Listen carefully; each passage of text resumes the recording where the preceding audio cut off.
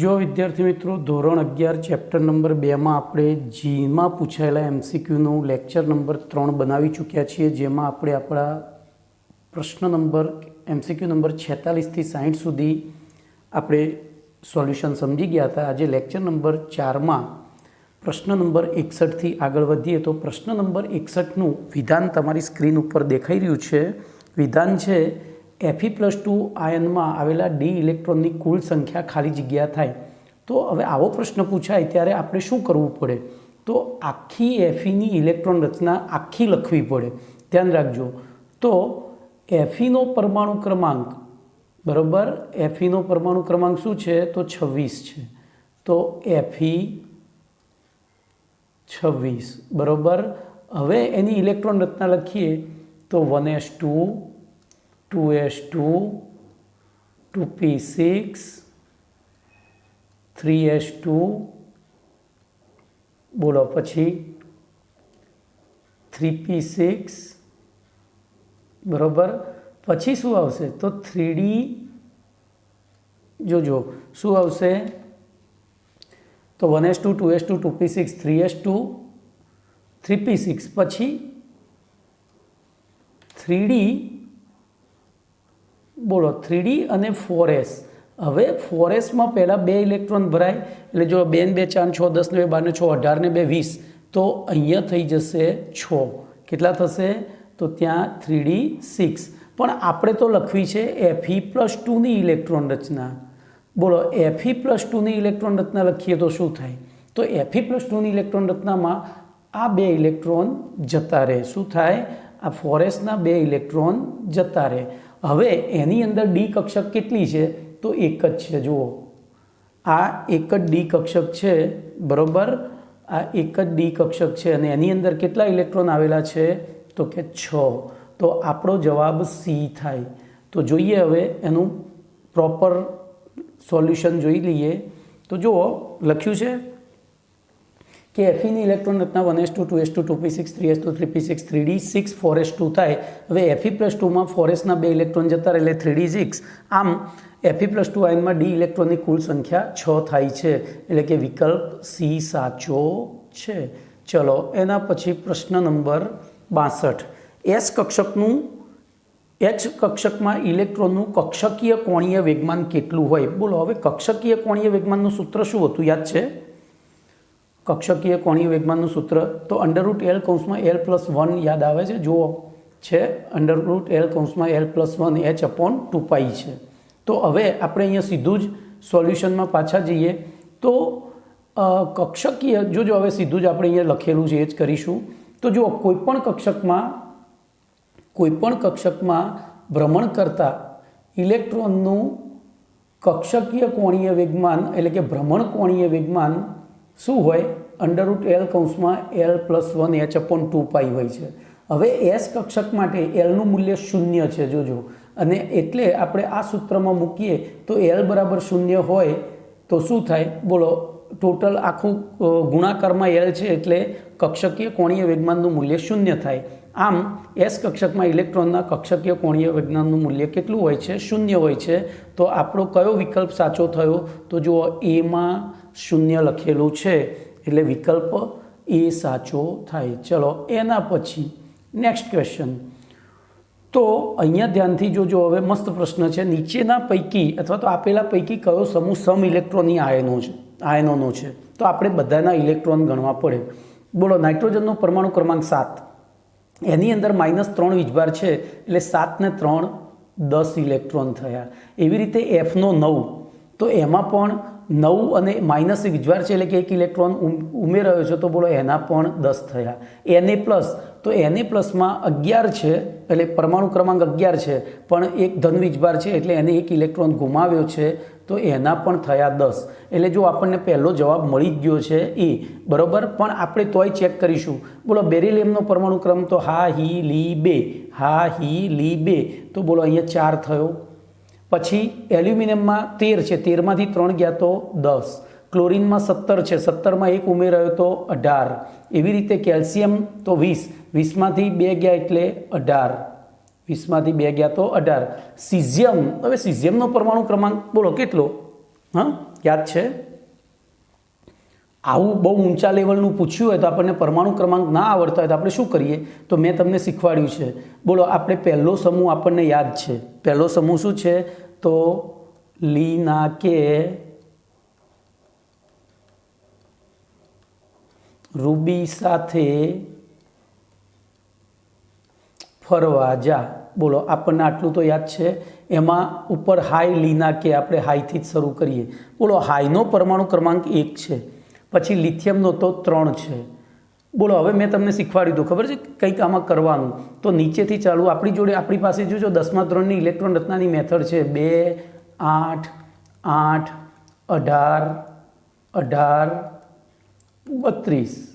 બરાબર? તો એ પ્રમાણે જો આ બેનો તફાવત 3 છે એટલે અહીંયા મેં 2 મૂક્યા. અહીંયા શું મૂક્યું?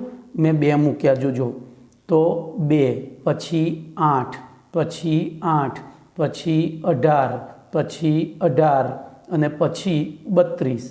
તો જોજો, 1 ને 2 3, 3 ને 8 11, 11 ને 8 બોલો 19, 19 ને 18 બોલો કેટલા થાય? તો 18 દુ 36 ને 1 37, 18 ને તો 37, પછી બોલો 18 તરી 54 ને 1 55 થાય. ચલો, આપણને આ રીતે નથી આવડતી તો આપણી પાસે છેલ્લો સમૂહ છે. જોજો ભાઈ, હું આ એક પ્રશ્નમાં એટલે ટાઈમ લઉં છું કે આના પછી બધા જ આવા પ્રશ્નો છે. તો બીજું એક આપણી પાસે છે હિલિયમ. ધ્યાન રાખજો, હિલિયમ, નિયોન, આર્ગોન, ક્રિપ્ટોન, ઝીનોન અને રેડોન. બોલો, એના પરમાણુ ક્રમાંક આપણને યાદ છે 2, 10, 18, 36, 54 અને 86. તો જોજો, 54 પછી આ 54 પછીનું તત્વ તો આ 17મો 18મો સમૂહ છે, આ પહેલો સમૂહ છે. તો બોલો, 54 પછી સીધું જ જે તત્વ આવતું હોય તો હિલિયમ અહીંયાથી લખવાનું ચાલુ કરીએ આપણે. બોલો, તો અહીંયા આપણે લખીએ હિલિયમ.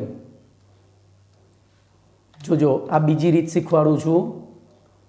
હિલિયમ, પછી નિયોન, પછી આર્ગોન, પછી ક્રિપ્ટોન, પછી ઝીનોન અને રેડોન.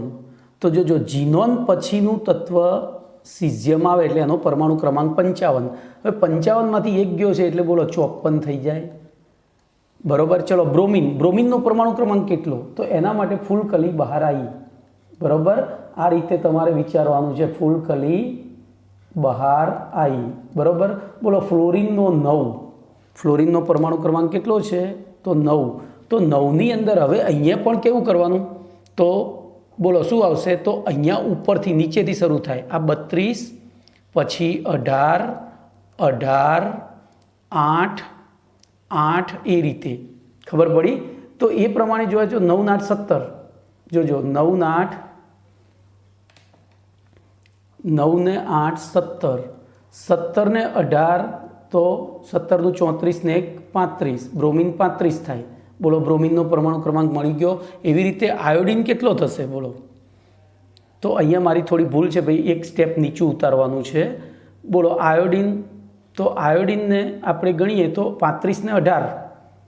કારણ કે જોજો, અહીંયાથી આપણું શરૂ થાય. જો હું બીજી રીતે શીખવાડું. હવે અહીંયા થઈ ગયો ફ્લોરિન, પછી અહીંયા થઈ ગયો ક્લોરિન, અહીંયા થઈ ગયો બ્રોમિન, અહીંયા થઈ ગયો આયોડિન.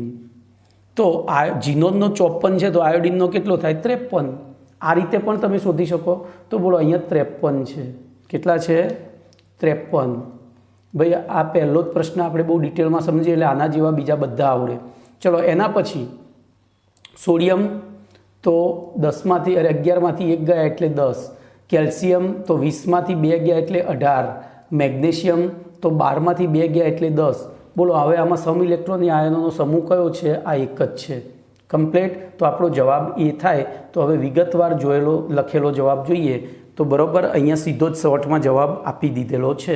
મેં પહેલાંમાં બધા તમને સમજાયા. અહીંયા આપણે પહેલાંમાં જ જવાબ મળી ગયો છે એટલે આપણે બહુ આગળ ડીપમાં ગયા નથી.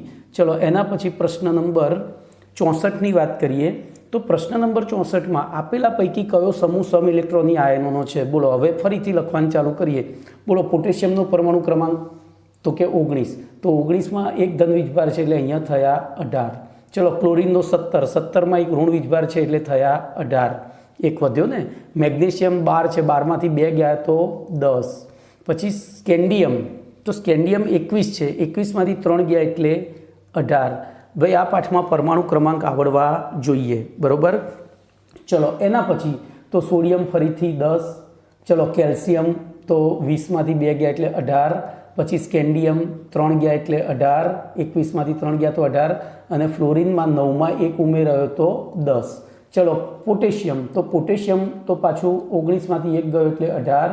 કેલ્શિયમ 20માંથી 2 ગયા તો 18. સ્કેન્ડિયમ 21માંથી 3 ગયા તો 18. અને ક્લોરીન 17માં 1 ઉમેરાયો તો 18. તો આપણો જવાબ સી થાય. ચલો, હજુ આગળનું જોઈ લઈએ. તો સોડિયમ 10, મેગ્નેશિયમ પણ 10 થશે, એલ્યુમિનિયમ પણ 10 થશે, પણ ક્લોરીન કેટલા થશે? 18. તો આપણો જવાબ નથી એ, નથી બી કે નથી ડી. આપણો જવાબ છે સી. તો હવે એનું લખેલું સોલ્યુશન જોઈ લઈએ. તો જો છે કમ્પ્લીટ. હવે હું આ બધું વાંચીશ નહીં, તમારે જ જોઈ લેવાનું છે શાંતિથી સ્ટોપ કરીને વિડીયો. ચલો, એના પછીનો નેક્સ્ટ ક્વેશ્ચન. તો નીચેના પૈકી કયો સમૂહ સમ ઇલેક્ટ્રોનિક ઘટકો ધરાવતો નથી? બોલો, બોરોન. તો બોરોનનો પરમાણુ ક્રમાંક ધ્યાન રાખજો, અહીંયા ગણવાના છે. તો હા, હી, લી, બે, બરાબર. હા, હી, લી, બે, બો, તો 5. એના 5 વત્તા હું અહીંયા લખીશ. તો બોલો, પહેલામાં 5 વત્તા ઓક્સિજનના તો 8 છે ને, 8 તરી 24, 8 તરી 24. બોલો, એમાં કેટલા ઉમેરવાના?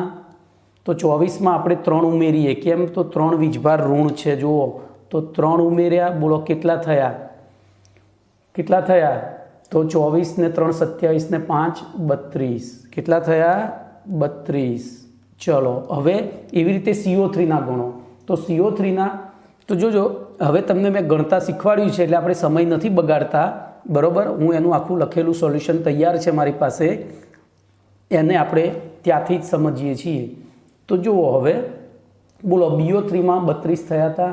એવી રીતે કાર્બનના 6, પછી ઓક્સિજનના તો 8 તરી 24 અને ઋણ વીજભારના 2, તો એ પણ 32 થયા. એ રીતના નાઇટ્રોજનના 7, પછી ઓક્સિજનના 8 તરી 24 અને 1 ઋણ વીજભાર છે તો એ પણ 32 થયા. એટલે કે આપણી પાસે પહેલો જે સમૂહ છે એ સમ ઇલેક્ટ્રોનીય ઘટકો ધરાવે છે. જોજો, આપણો પ્રશ્ન ધરાવતો નથી છે, આપણે ધરાવે છે. એટલે બોલો, આ જવાબ ન થાય. ચલો, બીજું જોઈએ. તો હવે બીજામાં SO3 છે. બોલો, SO3માં અહીંયા આપણને ક્યાંય આ ગણેલા છે. તો બોલો, અહીંયા થયા 42. અહીંયા કેટલા થયા? 42. અહીંયા 42 થયા. પછી CO3ના કેટલા છે? તો CO3ના 32 છે. જુઓ, એ આ CO3ના 32 છે. તો 42 ને 32 એટલે આપણો જવાબ આ હોઈ શકે. હજુ હોઈ શકે કહું છું, બરાબર છે, એવું નથી કહેતો. ચલો, એના પછી CN માઇનસ. તો CN માઇનસમાં 14 છે, CN માઇનસમાં 14 છે. એવી રીતે N2માં પણ 14 છે અને C2 માઇનસમાં પણ 14 છે. એટલે સમ ઇલેક્ટ્રોનીય છે, પણ આપણો જવાબ નથી. ચલો, એવી રીતે PO4માં તો 15 ને 16 ચોક 8 ચોક 32 અને 3 વીજભારના તો 50 થયા. એ કેટલા થયા? 50. એવી રીતે SO4-2 આપણે હમણાં પેલા SO3 હતા, હવે SO4 આવ્યા તો સલ્ફરના 16, ઓક્સિજનના 32 અને 2 માઇનસ વીજભાર કરીએ એટલે 50 થાય. અને છેલ્લે ClO4- પાછા 17 ક્લોરીનના, ઓક્સિજનના 8 ચોક 32 અને 1 ઋણ વીજભારના તો એ પણ 50 થયા. તો આ પણ સમ ઇલેક્ટ્રોનીય છે, પણ આપણો જવાબ નથી. તો બોલો, આપણો જવાબ શું થશે? બી. ઓકે, તો પ્રશ્ન નંબર 65 પૂરો. હવે જોઈશું પ્રશ્ન નંબર 66. તો એનું વિધાન છે, જો નીચેના પૈકી કયો સમૂહ સમ ઇલેક્ટ્રોનિક ઘટકો ધરાવે છે? 2006માં પૂછાયેલો છે. આપણે શીખી ગયા છીએ કેવી રીતે સોલ્યુશન કરવાનું છે, એટલે આપણે સીધું જ સોલ્યુશન જોઈ લઈશું. તો જો એમાં મેં શું લખ્યું છે? ઉપરના પ્રશ્ન અનુસાર સ્વપ્રયત્ને જવાબ લખવો, એટલે આગળના પ્રશ્ન અનુસાર. પણ હવે આપણે અહીંયા કંઈ સોલ્યુશન નથી તો આપણે ચેક કરી લઈએ. બોલો, નાઇટ્રોજનના કેટલા થયા? 10, ઓક્સિજનના 10, O-2 છે એટલે Fના પણ 10. બોલો, સલ્ફરના તો 16માં 2 ઉમેરાય એટલે 18 છે. તો આપણો જવાબ આ નથી। ચલો એના લિથિયમ તો હા હી લી 3માંથી 1 ગયો એટલે 2 બરાબર, 3માંથી 1 ગયા તો 2, સોડિયમ 10, મેગ્નેશિયમ 10, કેલ્શિયમ બોલો કેટલા તો કે 18 બરાબર, 20માંથી 2 ગયા એટલે 18, તો આ પણ આપણો જવાબ નથી। ઓકે ચલો હવે પોટેશિયમ તો 18, 19માંથી 1 ગયો, 17માં 1 ઉમેરાયો 18, કેલ્શિયમ 20માંથી 2 ગયા 18, સ્કેન્ડિયમ 21માંથી 3 ગયા 18, તો બોલો બધામાં 18 થયા એટલે આપણો જવાબ આ। હવે તમારે પણ પેપરમાં આ રીતે જ સોલ્યુશન કરવાનું છે, તમારા પેપરમાં ઓપ્શનમાં આ રીતે જગ્યા હશે બરાબર।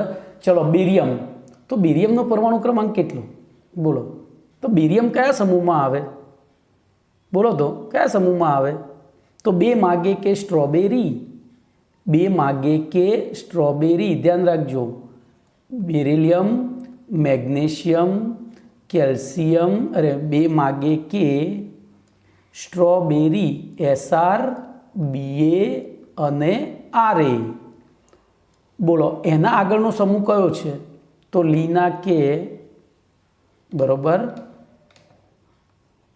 લીના કે રૂબી સાથે ફરવા જા, બોલો એના આગળ 18મો સમૂહ કયો છે, તો અહીંયા હિલિયમ ઉપર આવે, યાદ છે ને, હિલિયમ ઉપર આવે, પછી નીચેથી શરૂ થાય તો અહીંથી શરૂ કરીએ બોલો હિલિયમ, એના પછી લિથિયમ આવી ગયો, પછી નિયોન, આર્ગોન, ક્રિપ્ટોન, ઝીનોન, રેડોન બોલો, તો ઝીનોન 54, આ 55 ને 56, તો 56માંથી 2 ગયા એટલે 54। ચલો સ્ટ્રોન્સિયમ, તો ક્રિપ્ટોન 36, 36માંથી એટલે અહીંયા 36 ને 2 38 થાય, 38માંથી 2 ગયા એટલે 36। ચલો પોટેશિયમ તો 18, જો આ રીતના લખી દો ને એટલે એકદમ સરળ પડી જાય, અને કેલ્શિયમ તો પાછા 18, તો આ પણ આપણો જવાબ નથી। આમ કયો જવાબ સાચો થાય, તો જુઓ તમને સોલ્યુશનમાં લખીને આપ્યું છે, વિકલ્પ સી સાચો થાય છે। ચલો એના પછી પ્રશ્ન નંબર 67, તો નીચેના પૈકી કયો સમૂહ સમ ઇલેક્ટ્રોનિક ઘટકો ધરાવે છે, બોલો એના જ વસ્તુ છે, તો હવે હું તમારી ઉપર છોડું છું બરાબર, ગણવા બેસતો નથી, તમારે જાતે ગણવાનું છે, થોડી પ્રેક્ટિસ કરવાની છે, તો આમાં પણ જવાબ બી થાય છે, કયો, તો આપણે ચેક કરીએ આપણો જવાબ સાચો છે કે ખોટો, બોલો NO પ્લસમાં તો નાઇટ્રોજનના 7 વત્તા ઓક્સિજનના 8 -1, કેમ તો ધન વીજભાર છે, બોલો કેટલા થયા, 7 દુ 14। ચલો એવી રીતે C2 2- છે, જુઓ તો કાર્બનના કેટલા છે, 6 દુ 12 વત્તા ઋણ વીજભાર છે એટલે 2, બોલો 14 થયા। એવી રીતે CN-,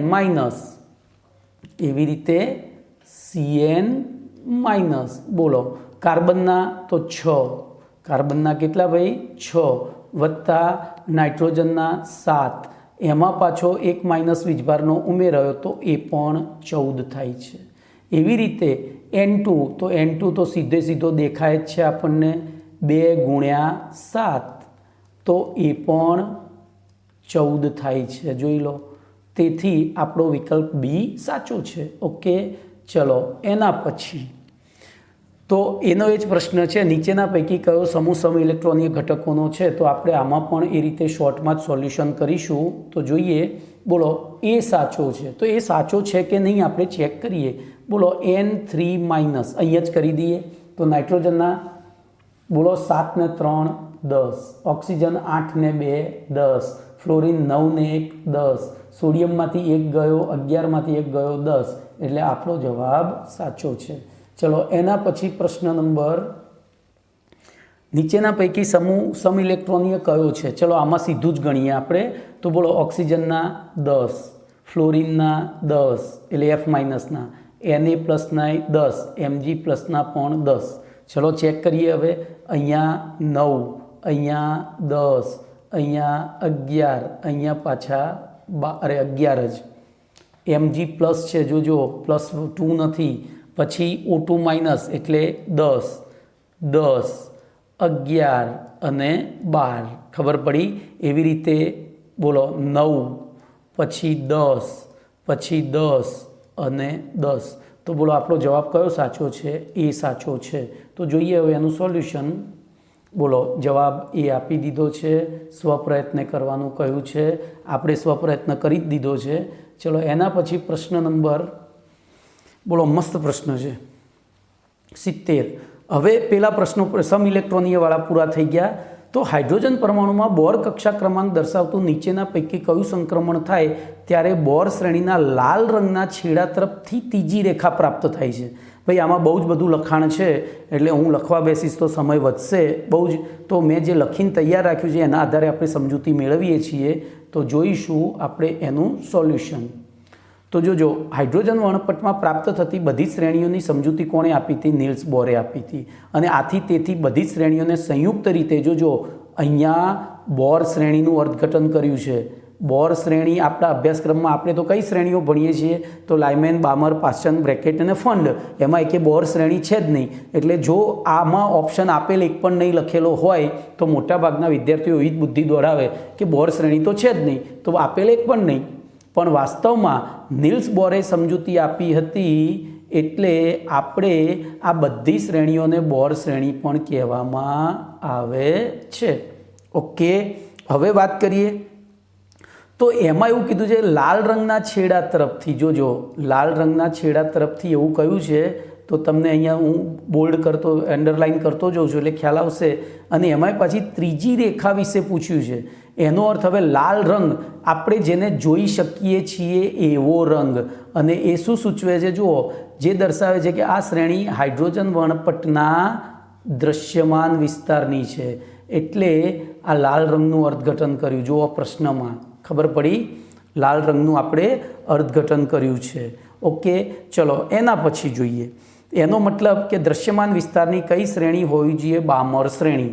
અને બામર શ્રેણી હોય તો એના માટે NI બરાબર, તો લાઇમેન માટે 1, બામર માટે 2। બોલો આપણો જવાબ અહીંયા જ મળી ગયો। એની NI બરાબર શું હોય? તો આ કઈ શ્રેણીની છે ભાઈ? બોલો પહેલી જે આપણને લખ્યું છે 5, એટલે લાય, બા, પાઉં, બ્રેડ, ફ્રૂટ। તો આ ફંડ શ્રેણી થાય। કઈ થાય? ફંડ શ્રેણી, બરોબર। પછી લાય, બા, પાઉં, બ્રેડ, તો આ બ્રેકેટ શ્રેણીની રેખા થાય। કઈ શ્રેણીની રેખા થાય? બ્રેકેટ। પછી આ કઈ શ્રેણીની? તો લાય, બા, બામર શ્રેણીની, બરોબર। આ બામર શ્રેણીની રેખા થાય। જ્યારે આ રીએ તો લાય, બા, પાઉં, આ પાશ્ચન શ્રેણીની રેખા થાય। કઈ શ્રેણીની? પાશ્ચન। તો બોલો આપણને જવાબ અહીંયા જ મળી ગયો, આટલામાં જ। પણ હવે ધ્યાન રાખજો, આમાં આપણે થોડું કંઈક બીજું શીખીએ। તો જોજો દ્રશ્યમાન વર્ણપટમાં, ધ્યાનથી જોજો, અહીંયા દ્રશ્યમાન વર્ણપટ, આ મુદ્દો વાંચજો। હવે દ્રશ્યમાન વર્ણપટમાં જાંબલીથી લીલાથી વાદળીથી, એટલે કે જાનીવાલી પીનારા તરફ જતા પ્રકાશની તરંગ લંબાઈ વધે છે। તરંગ લંબાઈ વધે તો E બરાબર hc/λ અનુસાર ઉર્જા ઘટે છે। આથી આ રેખા માટે NI બરાબર 2। હવે જોજો, આ તો બામર શ્રેણી થઈ, બરાબર, પણ એમાં કઈ રેખા? તો NI બરાબર 2 અને NF બરાબર 3, 4, 5 હોય, જે પૈકી ત્રીજી રેખા, જોજો પહેલી રેખા કોના માટે થશે? બોલો કોના માટે થાય? ત્રીજી રેખા। તો ત્રીજી રેખા એટલે કે NI બરાબર 2 અને NF બરાબર 5 થાય છે। તો પહેલી રેખા NI બરાબર 2 અને NI બરાબર 3 થાય, NF બરાબર 3 થાય। બીજી NI બરાબર 2 અને NF બરાબર 4 થાય, અને NI બરાબર 2 અને NF બરાબર 5 થાય। એટલે ત્રીજી રેખા માટે NF બરાબર 5 થાય। આથી પાંચમી બોર કક્ષામાંથી બીજી બોર કક્ષામાં સંક્રમણ થાય। પાંચમી, અહીંયા જોજો, NF બરાબર 5માંથી NI બરાબર 2માં સંક્રમણ થાય, ત્યારે આપણને બોર શ્રેણીના લાલ રંગના છેડા તરફથી ત્રીજી રેખા પ્રાપ્ત થાય છે। લાલ રંગના, તો આવો ઓપ્શન, બોલો શું થયું? તો આપણે તો પહેલી બુદ્ધિ દોડાઈ અહીંયા કે પહેલી ફંડ શ્રેણી છે, બીજી બ્રેકેટ છે, ત્રીજી બામર છે, ચોથી પાશ્ચન છે। તો એ બધું ખોટું વિચાર્યું આપણે। કેમ? તો આપણે શોર્ટકટ મારવા ગયા હતા। આનું નામ જ G-NEET, આનું નામ જ જી નીટ. ખબર પડી? તમે જ્યાં વિચારવાનું પૂરું કરો ત્યાંથી પ્રશ્ન શરૂ થાય. એટલે આપણે આટલે સુધી વિચાર્યું અને બામર શ્રેણી આવી એટલે આપણે કૂદકો મારી દીધો. કોઈ બામર શ્રેણીમાં તો એનાય બરાબર, પણ એ શેના માટે છે? કૂદકા માટે. અહીંયા જોજો સંક્રમણ લખેલું છે. શું લખેલું છે? સંક્રમણ. સંક્રમણમાં ઊંધું થઈ જાય, NF2NI થાય. NF2NI એટલે NI આ પાછળની સંખ્યાને ગણાય, આ પાછળની સંખ્યાને NI ગણાય. ખબર પડી?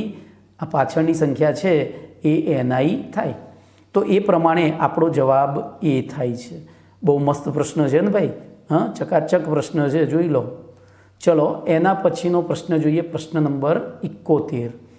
તો પ્રશ્ન નંબર 71નું મૂલ્ય વિધાન શું છે? તો ફોરેફ કક્ષકમાં આવેલા ઇલેક્ટ્રોન માટે ક્વોન્ટમ અંકનો કયો સમૂહ સાચો છે? ધ્યાન રાખજો. હવે ફોરેફમાં તો 4f, બોલો આપણે ફરીથી લખીએ 4f. બોલો આ 4fનો અર્થ શું થાય? તો n બરાબર, ભાઈ હજુ મારા n બરાબર 4 અને l બરાબર 3 થાય. 4 આ nનું મૂલ્ય દર્શાવે અને આ એલનું મૂલ્ય દર્શાવે. હવે આપણને ખબર છે એસ માટે એલ બરાબર 1, અરે 0, સોરી, એલ બરાબર 0. બોલો પી માટે એલ બરાબર 1, ડી માટે એલ બરાબર 2 અને એફ માટે એલ બરાબર 3 છે. કમ્પ્લીટ. તો બોલો આપણને 4f માટે એલનું મૂલ્ય 3 મળ્યું. હવે એલનું મૂલ્ય 3 હોય તો બોલો એમના કેટલા મૂલ્યો શક્ય થાય? તો એમના -3 થી +3 સુધીના મૂલ્યો શક્ય બને. બરાબર? એમના -3 થી +3 સુધીના મૂલ્યો શક્ય બને. હવે તો આપણે ઓપ્શન જોઈએ. બોલો અહીંયા તો જોજો. હવે તો આટલું તો સાચું જ છે, જોઈ લો બધાયમાં. 4 અને 3 તો સાચું જ છે, આ ખોટું છે, અહીંયા 4 ખોટું છે. એટલે બોલો આ ઓપ્શન તો આવશે જ નહીં, આપણો છેદ ઉડાડીએ. એવી રીતે અહીંયા n બરાબર 3 લખ્યું છે એટલે આ પણ નહીં આવે, તો આ 2 ઓપ્શનનો છેદ ઉડી ગયો. હવે રહ્યો આ 2. હવે એ 2 પ્રમાણે જોવા જઈએ તો એમનું મૂલ્ય કોની વચ્ચે હોવું જોઈએ? બોલો કોની વચ્ચે હોવું જોઈએ? -3 થી +3ની વચ્ચે. તો -3 થી +3ની વચ્ચે બોલો આ 2માંથી કયું આવે? તો +1 આવે, પણ +4 ના આવે. એટલે બોલો આ મૂલ્ય ખોટું થયું. તો આપણો જવાબ શું થશે? એ. શું થશે? એ. તો હવે સોલ્યુશન જોઈએ. બોલો આપી દીધું છે, હું જે બોલ્યો એ જ આપ્યું છે. Complete, clear. તો શાંતિથી વાંચી લેજો, આપણે સમજૂતી પૂરેપૂરી લઈ મેળવી ચૂક્યા છીએ. ચલો એના પછીનો પ્રશ્ન નંબર 72 જોઈએ. તો એકથી વધુ ઇલેક્ટ્રોન ધરાવતા પરમાણુમાં ચુંબકીય ક્ષેત્ર અને વિદ્યુતીય ક્ષેત્રની ગેરહાજરીમાં ક્વોન્ટમ અંકના મૂલ્ય વડે દર્શાવેલી કક્ષકો છે, એમાંથી કઈ કક્ષકોની ઉર્જા સમાન છે? તો ધ્યાન રાખજો. બોલો અહીંયા આપણે કક્ષકોની ઉર્જા n+lના મૂલ્યના આધારે નક્કી કરીએ છીએ. તો n+lનું મૂલ્ય આપણે નક્કી કરીએ. બોલો અહીંયા કેટલું થાય છે? તો 1 જ થાય છે. ધ્યાનથી જોજો. પછી અહીંયા કેટલું થાય છે? BQમાં તો કે 2 થાય છે. પછી આરમાં તો કે 3 થાય છે. એસમાં તો કે 5 થાય છે. અને ટીમાં પાછું 4 થાય છે. બોલો તો એકેમાં n+lનું મૂલ્ય સરખું થયું જ નહીં. તો પછી હવે તો આ આપણે જાણતા હતા ત્યાં સુધીની વાત થઈ. આ આપણે જાણતા હતા ત્યાં સુધીની વાત થઈ. બોલો હવે આપણે વિચારીએ તો હવે આગળ શું વિચારવાનું? બોલો કઈ કક્ષકોની ઉર્જા સમાન છે? વિચારો તો હવે. આમાં એકેનું આપણને પહેલી દ્રષ્ટિએ તો સમાન દેખાતું જ નથી. તો હવે એનું સોલ્યુશન જોઈએ એટલે આપણને ડિટેલમાં ખબર પડે. કમ્પ્લીટ. બોલો તો ધ્યાન રાખજો. અહીંયા n+l 1 થયો તો જોજો. P માટે 1, Q માટે 2, L માટે 3, S માટે 5 અને અહીંયા પાછો તો આપણે કંઈક ભૂલ કરી છે. અહીંયા છાપવાની ભૂલ છે ભાઈ, અહીંયા છાપવાની ભૂલ છે. શું આવશે ત્યાં? તો n બરાબર 3 લખેલા હોવા, આ જે 2 લખ્યા છે ને તે શું હોવા જોઈએ? આ 2ની જગ્યાએ તો અહીંયા 3 લઈએ તો બોલો કયા 2ના સરખા થયા? તો એસનું 5 છે અને પેલાનું 5 છે, તો એસ અને ટી બરાબર એસ અને ટી આ બંને સમાન થાય. તો અહીંયા આપણે પાછળના પ્રશ્નમાં જઈ અહીંયા સુધારો કરીશું. બોલો અહીંયા શું કરીશું? તો ધ્યાન રાખજો, આપણે આ બધું પહેલાં ભૂસી નાખીએ બરાબર. અને અહીંયા ટીની અંદર ખાસ ધ્યાન રાખજો, ટીની અંદર 2ની જગ્યાએ શું લખવાનું છે? આ 2ની જગ્યાએ n બરાબર 3 લખવાના છે બરાબર. તો પ્રશ્ન નંબર 72માં આપણી છાપવાની ભૂલના કારણે આપણને જવાબ મળ્યો નથી. ઓકે, તો એ પ્રમાણે બોલો એસ અને ટી, તો હવે અહીંયા 3 + 2 બરાબર 5 થઈ ગયા. તો આપણો જવાબ થશે એસ અને ટી. ઓકે, તો આ ભૂલો તમારે સુધારીને તમારા પેમ્ફલેટમાં લખવાની છે. ઓકે, ચલો એના પછીનો પ્રશ્ન જોઈએ. બોલો હવે આમાંથી કોણ ઉચ્ચતમ ઉર્જા દર્શાવે છે, એટલે કે મહત્તમ ઉર્જા દર્શાવે છે? તો એમાં પણ n+l ના મૂલ્યો જોવાના. બોલો અહીંયા n+નું lનું મૂલ્ય કેટલું થયું? 3, અહીંયા 4, અહીંયા 5, અહીંયા ડીમાં કેટલું થયું? 4. તો 5 હોય એ ઉચ્ચતમ ઉર્જા દર્શાવે, તો આપણો જવાબ શું થવો જોઈએ? સી. તો બોલો નેક્સ્ટ ક્વેશ્ચન, હવે એનો આન્સર જોઈએ. તો બોલો બધું જ સમજૂતી આપી દીધી છે બરાબર. તમારે આ સમજૂતી તો ખાલી વાંચવા માટે છે, તમારે જવાબ આ રીતે જ લાવવાનો છે, પેપરમાં જ રફકામ કરીને. પેપરમાં જ આ રીતે શોર્ટમાં રફકામ કરી ફટાક સે ફૂર કરી દેને કા, નહીંતર પછી પેપર પૂરું નહીં થાય. અહીંયા અને તથા તેથી તેનું એના કોઈ જ માર્ક નથી. માર્ક્સ એના છે? જવાબના છે, ટપકાના માર્ક્સ છે. ઓકે, ચલો તો હવે એના પછીનો પ્રશ્ન નંબર 74 જોઈએ. બોલો આમની ચડતો ક્રમ પૂછ્યો છે. બોલો એક સરખા પ્રશ્નો છે.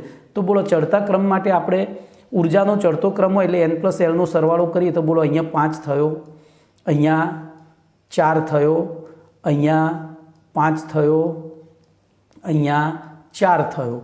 હવે જો 2 4 છે ને 2 5 છે, તો એમાં આપણે આઉટબાઉ પ્રિન્સિપલ ભણી ગયા હતા, સિદ્ધાંત ભણી ગયા હતા કે જો n+lનું મૂલ્ય સમાન હોય તો જેમાં nનું મૂલ્ય વધારે હોય એની ઉર્જા વધારે કહેવાય. તો બોલો અહીંયા આનું વધારે છે. આમાં 4, પહેલામાં 4 વધારે છે કોના કરતાં? આ 3 કરતાં. એટલે બોલો સૌથી વધુ ઉર્જા કોની થાય? પીની. બોલો nથી ઓછી કોની થાય? તો કે આરની. હવે પેલા બેમાં વિચારીએ તો બોલો અહીંયા ક્યુમાં 4 છે અને એસમાં પાછા 3 છે. તો બોલો એના પછી ત્રીજા નંબરે ઉર્જા કોની આવશે? ક્યુની. અને સૌથી ઓછી કોની આવશે? તો કે એસની. કોની આવશે? તો કે એસની. તો આવો ઓપ્શન તમને ક્યાંય દેખાય છે ભાઈ? PRQS. જો હવે મેં ઉતરતો ક્રમ લખ્યો છે, ચડતો ક્રમ લખીએ તો S Q R P થાય. તો એવો ઓપ્શન SQRP આ રહ્યો, જુઓ આ છે SQRP. તો આપણો જવાબ બી થશે. તો જોઈએ હવે નેક્સ્ટ ક્વેશ્ચન, એમાં આન્સર જોઈ લઈએ.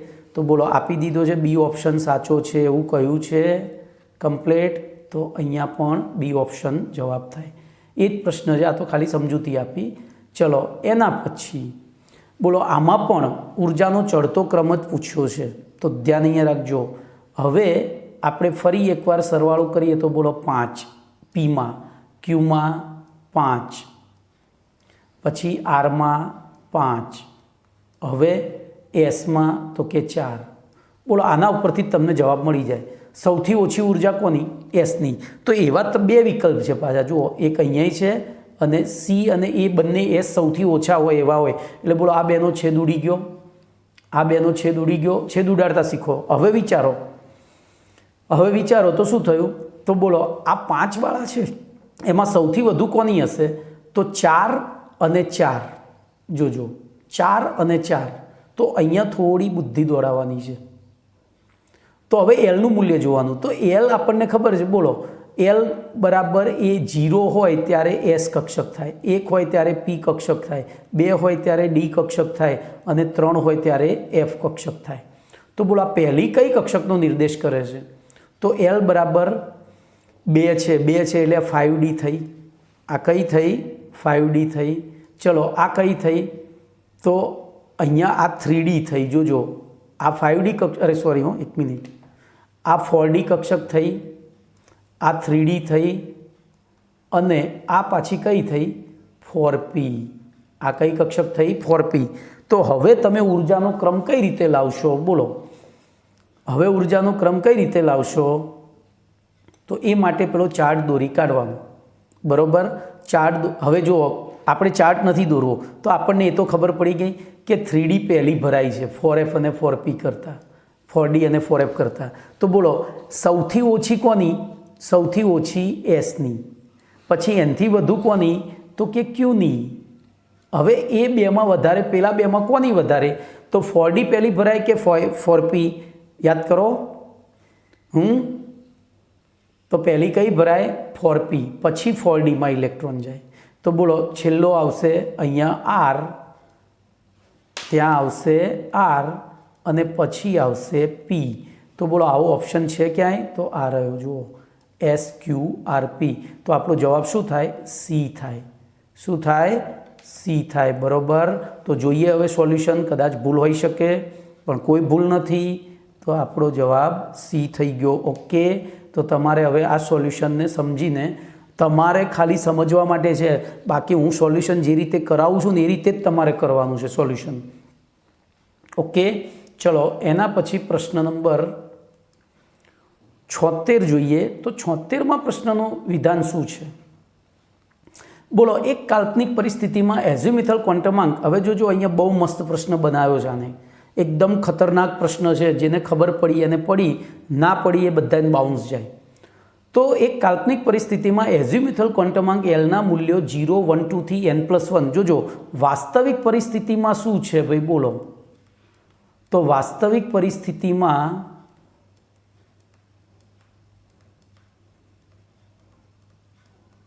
વિચારો, Lનું મૂલ્ય,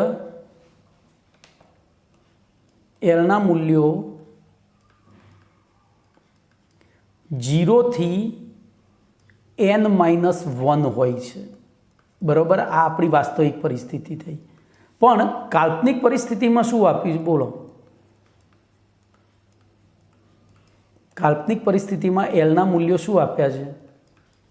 તો 0 થી n+1 આપ્યા છે. તો આના ઉપરથી હવે તમે વિચારો, તો n બરાબર 1 હોય, ધ્યાન રાખજો જગ્યા ઓછી જ પડવાની છે. n બરાબર 1 હોય ત્યારે બોલો L બરાબર કેટલા થાય? તો 0, 1, 2, બરાબર. 1 પ્લસ એટલે આટલા થયા ને. બોલો n બરાબર 2 હોય ત્યારે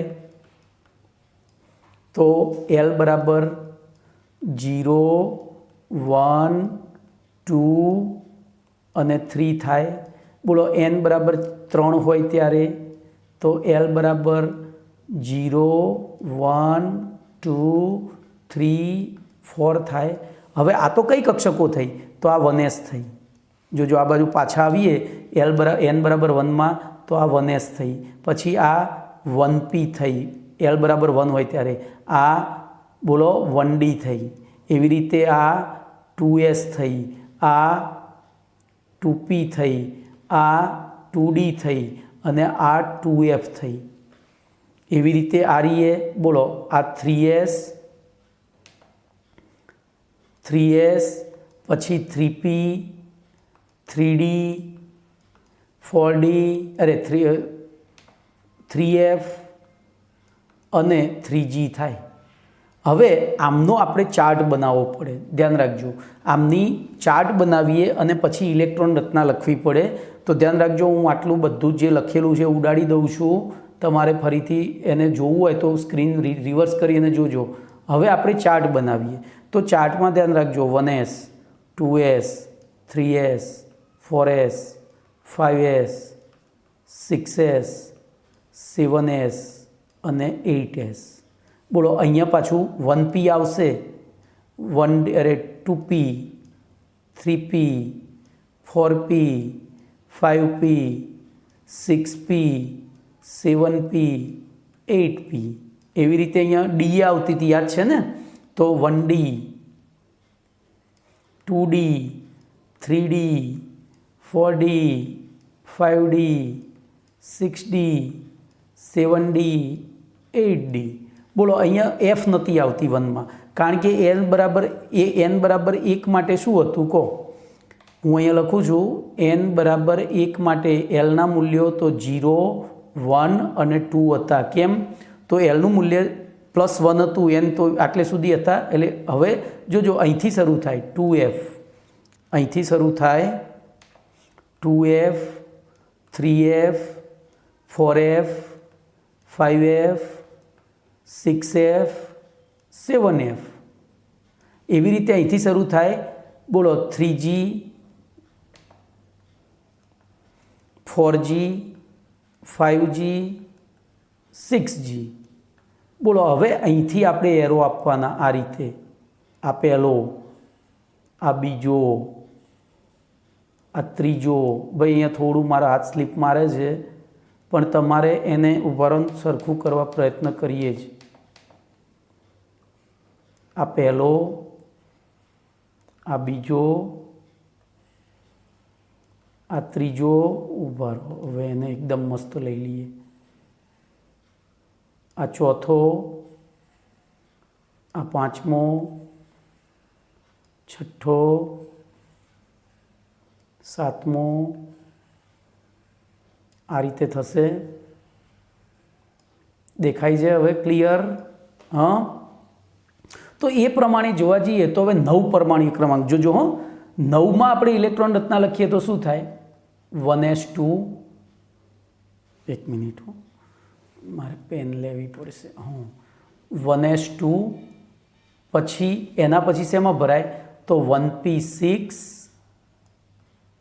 અને પછી આવે પાછી 2s1। શું આવે? 2s1। તો બોલો 2s1 એટલે પહેલું, જોજો 1s2 એટલે હાઇડ્રોજનની ઇલેક્ટ્રોન રચના થઈ। 2s1 બાયતમ કક્ષાની ઇલેક્ટ્રોન રચના હોય, છેલ્લો ઇલેક્ટ્રોન 2s કક્ષકમાં ભરાય એટલે પ્રથમ આલ્કલી તત્વ થાય। તો આ વિધાન કેવું છે? બોલો સાચું છે? કમ્પ્લીટ। 9 પરમાણુ ક્રમાંક ધરાવતું તત્વ એ પ્રથમ આલ્કલી તત્વ થાય।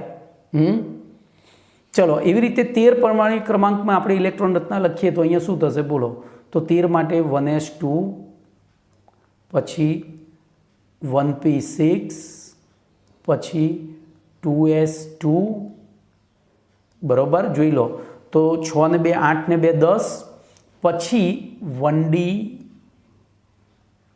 બોલો 1d કેટલા થશે? તો 10 ને 3 13, બરાબર? તો બોલો એમાં સંયોજકતા કક્ષામાં પેટાકોષ અર્ધપૂર્ણ ભરાયેલી છે। સંયોજકતા કક્ષામાં પેટાકોષ અર્ધપૂર્ણ, હવે આની સંયોજકતા કક્ષા એટલે 12ની કક્ષા થઈ। 12ની કક્ષા અહીંયા બીજી થશે, જોજો। અને એમાં 2s કક્ષક કેવી ભરાયેલી છે? અર્ધપૂર્ણ કે સંપૂર્ણ? તો સંપૂર્ણ, એટલે આ વિધાન ખોટું। ઓકે, ચલો 8 પરમાણુ ક્રમાંક, તો ફરીથી 8 માટે ઇલેક્ટ્રોન રચના લખીએ તો 1s2, 1p, જોજો અહીંયા વિચારીને આપણને પેલી જ આવડી જશે, 1p6। તો જોજો p કક્ષક સંપૂર્ણ ભરાયેલું હોય ત્યારે ઉમદા ઇલેક્ટ્રોન મળે, અરે ઉમદા તત્વ મળે, પણ ઉમદા તત્વમાં પહેલું ઉમદા તત્વ તો 2 જ ઇલેક્ટ્રોનવાળું છે। એટલે બોલો અહીંયા પ્રથમ ના મળે, કયું મળે? આ બીજું મળે। અહીંયા બીજું લખેલું હોત તો એ સાચું થાત, તો આ પણ વિધાન કેવું થયું? ખોટું।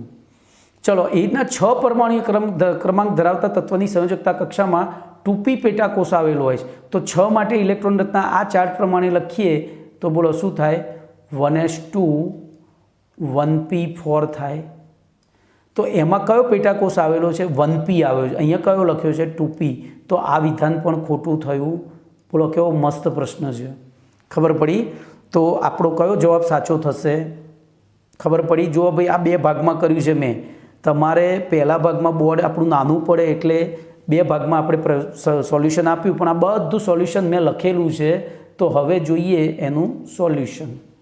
જોઈ લો કેટલું બધું લખ્યું છે, બરાબર? તો એ બધું આ વાંચજો, ના નથી પાડતો, પણ તમારે આટલું બધું લખવા બેસો તો થિયરી થઈ ગયા, તો આ એમસીક્યુ ના કહેવાય, પણ આ સમજૂતી માટે થઈને આટલું મેં લખ્યું છે, બરાબર? તમારે જવાબ પેલી રીતે જ લાવવાનો છે। ઓકે, તો પ્રશ્ન નંબર 76 પૂરો। હવે જોઈશું પ્રશ્ન નંબર 77। બોલો પ્રશ્ન નંબર 77માં લખ્યું છે, ક્રોમિયમ પરમાણુની ભૂમિ અવસ્થામાં 1 મિનિટ પહેલાંનો જવાબ આપણે ચેક કર્યો તો એનો વિકલ્પ એ સાચો છે, જોઈ લેજો. તો આપણે એમાં પાછું હજુ જોઈએ, મેં એ આગળ ટીક કરેલું છે કમ્પ્લીટ. ચલો એના પછી 77 જોઈએ. તો ક્રોમિયમ પરમાણુની ભૂમિ અવસ્થામાં L બરાબર 1 અને L બરાબર 2 ઇલેક્ટ્રોનની સંખ્યા કેટલી? તો આપણે ક્રોમિયમની ઇલેક્ટ્રોન રચના જ લખવી પડે. બોલો 1s2. આમાં આખી ઇલેક્ટ્રોન રચના લખવી પડે કારણ કે Lના મૂલ્ય ઉપર પ્રશ્ન છે, ધ્યાનથી જોજો. તો 1s2, 2s2, 2p6, 3s2, બોલો 3p6, પછી 3d5 અને 4s1. યાદ છે ને? જો 2 ને 2 4 ને 6 10 ને 2 12 ને 6 18 ને 5 23 ને 1 24 થઈ ગયા. ક્રોમિયમનો પરમાણુ ક્રમાંક 24 છે. હવે L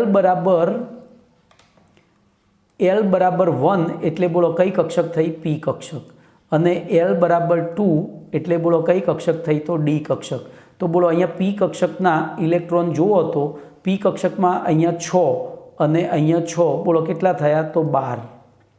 D કક્ષક એક જ છે, બીજી કોઈ D કક્ષક છે નહીં, તો એમાં કેટલા ઇલેક્ટ્રોન છે? 5. તો બોલો આપણો જવાબ શું થવો જોઈએ? 12 અને 5. તો બોલો B સાચો થાય. તો હવે એનું સોલ્યુશન જોઈએ. બોલો બધું જ ડિટેલમાં લખેલું છે. ભાઈ બહુ લાંબુ સોલ્યુશન હશે ને તો જ હું સીધું સોલ્યુશન બતાવીશ, બાકી તો આપણે આપણી બુદ્ધિથી જ કામ લેવાનું છે, વિચારવાનું છે. હું સીધું સોલ્યુશન બતાવીશ તો એનો કોઈ મતલબ નથી. ઓકે, તો અહીંયા તમારો પ્રશ્ન નંબર 77 પણ પૂરો.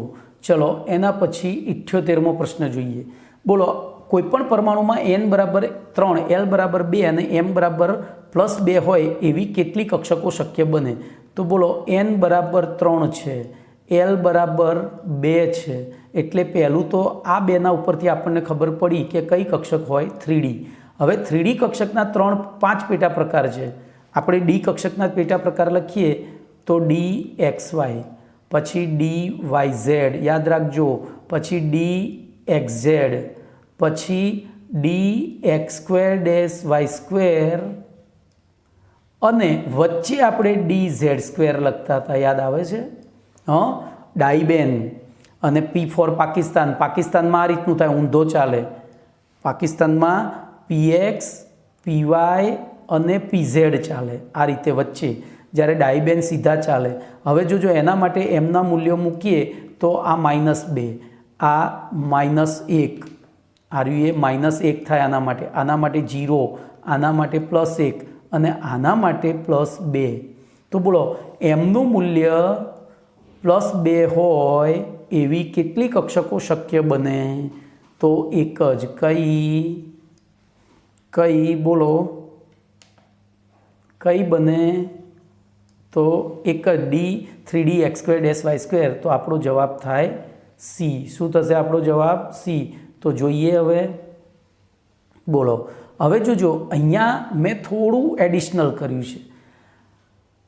સિલેબસમાં આવી કોઈ સ્પષ્ટતા નથી, એટલે મેં શું કર્યું છે, આ જે મેં તમને શીખવાડ્યું છે ને બુકની અંદર, એ મેં ઇન્ટરનેશનલ બુકમાંથી શોધેલું છે, પણ આપણા સિલેબસમાં એવું ઇન્ક્લુડેડ નથી.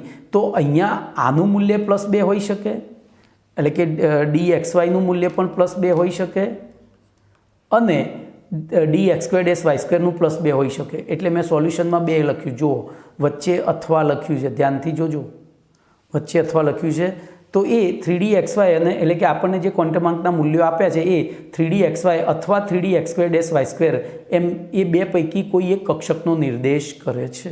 આથી બોલો વિકલ્પ C સાચો છે, એટલે કે એક જ કક્ષકનો નિર્દેશ કરે છે. ચલો એના પછીનો પ્રશ્ન.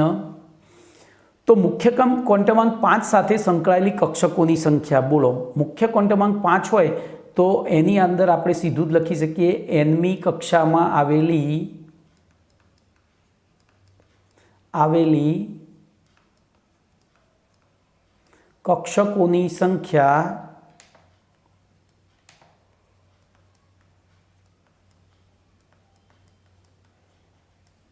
બોલો શું છે એનું સૂત્ર? બરાબર n², અને ઇલેક્ટ્રોનની સંખ્યા હોય તો 2n². તો બોલો 5મી કક્ષામાં પૂછ્યું હોય તો 5મી કક્ષામાં પૂછ્યું હોય તો શું થાય કહો? તો 5 નો વર્ગ બરાબર 25. તો આપણો જવાબ અહીંયા થશે બી. ચલો એનું સોલ્યુશન જોઈ લઈએ. તો બોલો આવી ગયો કમ્પ્લીટ. અને હવે 80મો પ્રશ્ન લઈ લઈએ છીએ. તો મુખ્ય ક્વોન્ટમાંક 5 અને s બરાબર -1 સાથે સંકળાયેલી કક્ષકો. જોજો આ બે પ્રશ્ન ફરીથી પેલો પાછો જુઓ. 79મો પ્રશ્ન અને 80મો પ્રશ્ન એક જ છે, જવાબ એક જ આવશે. 80મો પ્રશ્ન એક જ છે, જવાબ એ જ આવશે, પણ ટ્વિસ્ટ કર્યું છે. બોલો n બરાબર 5 હોય એટલે કક્ષકો કેટલી થાય? તો 5નો વર્ગ એટલે કે 25 થાય. હવે એ 25 તો આ 25 કક્ષકોમાં ભરાતા ઇલેક્ટ્રોન બરાબર 50 થાય.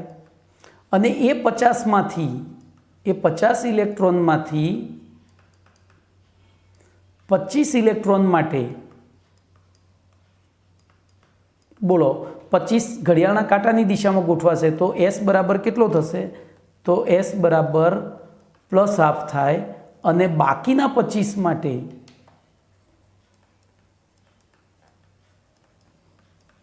બોલો s બરાબર શું થાય? -½ થાય. તો આપણને s +½ સાથે સંકળાયેલા ઇલેક્ટ્રોનની સંખ્યા પૂછી છે તો કેટલી થાય? 25. તો આપણો જવાબ સી થશે. તો સોલ્યુશન જોઈ લઈએ. બોલો આપી દીધું છે કમ્પ્લીટ. તો અહીંયા સુધી રાખીએ છીએ, બીજું નેક્સ્ટ ટાઈમ. ઓકે, બીજું નેક્સ્ટ ટાઈમ.